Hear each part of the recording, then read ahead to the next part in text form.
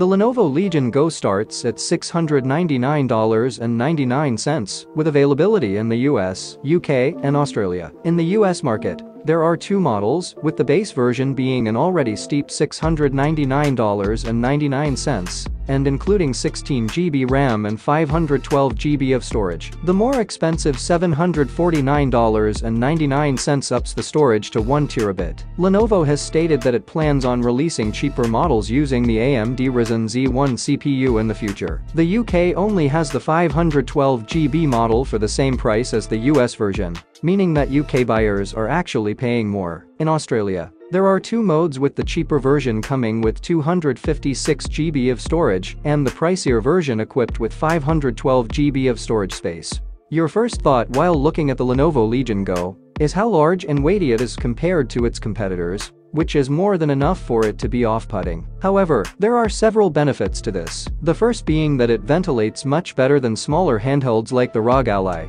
which meant I was able to game for long periods without dealing with any overheating issues, even when pushing through with more graphically and performance-intense titles. Lenovo knew that it had to offset the weight issue of the portable, which is where the kickstand comes in. It's built into the handheld and of very good quality, both the stand itself and the hinges. This lets you rest the Legion Go on reasonably flat surface, without the need for a separate docking station, while you use the portable as a gaming device or desktop replacement. The bulky side controllers aren't just window dressing either, as they're detachable controllers similar to the Nintendo Switch's Joy-Cons, and like the Joy-Cons, you can use them with each in one hand, while you have the main display supported by the kickstand. Though there are no motion sensors in them, there's also a handy LED light ring around each joystick that indicates the controller's current power and connection state. If that isn't enough, one of the controllers can be mounted on a base and then activated with the click of a switch into FPS mode. This mode allows for precise gameplay akin to a PC mouse, perfect for first and third-person shooters,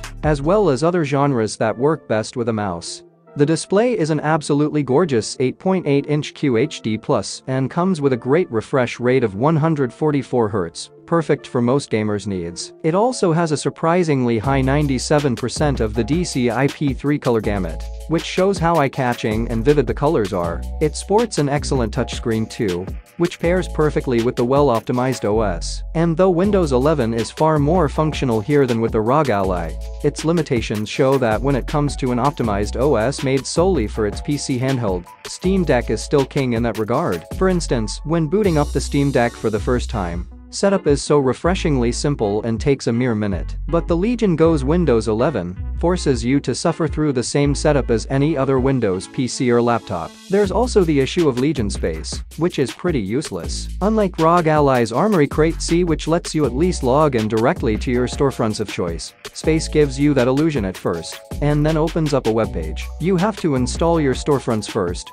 then access them either through that or Legion space. But at that point, the latter is useless, thanks to its impressive specs, especially the miracle of the AMD Ryzen Z1 Extreme. With AMD RDNA graphics, the Lenovo Legion Go is an incredibly powerful handheld that's capable of handling anything from 16-bit indie games to the most demanding of AAA titles. While there are longer load times for more demanding games, and even rare instances of brief freezing during actual gameplay, the experience is a smooth one that's coupled with some truly impressive graphics. You have to be patient with the handheld, but it returns the favor when you finally get to your title. For instance, I tested out the Legion Go with Forza Horizon 5 on both low and medium settings. Though the game recommended low and the frame rate was indeed averaging around 59 FPS, I found that it ran quite well on medium, with ray tracing turned on, averaging out at a still solid 51 FPS. I was blown away by how beautiful the car, physics, and environments were while racing.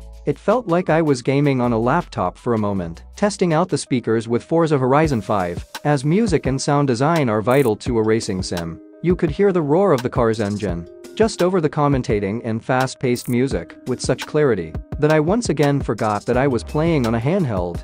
The controls themselves are incredible, with the analog sticks moving the car with remarkable precision. It's particularly handy as an easy and immediate way to discern that information without having to check through the menu. There are several of what Lenovo calls thermal modes, which control how powerful the performance is compared to the fan volume, similar to a gaming laptop. The highest performance mode is meant for a plugged-in experience, though you can still use it with battery-only power. And there's also a balanced mode that's meant for switching between tasks and a quiet mode that works like a battery-saving mode. You can of course customize your own mode too. There's also a separate menu option to maximize fan speeds, and it works wonders in keeping the whole system cool. It's most likely due to what Lenovo calls its cold front thermal technology, which features a liquid crystal polymer 79 blade fan.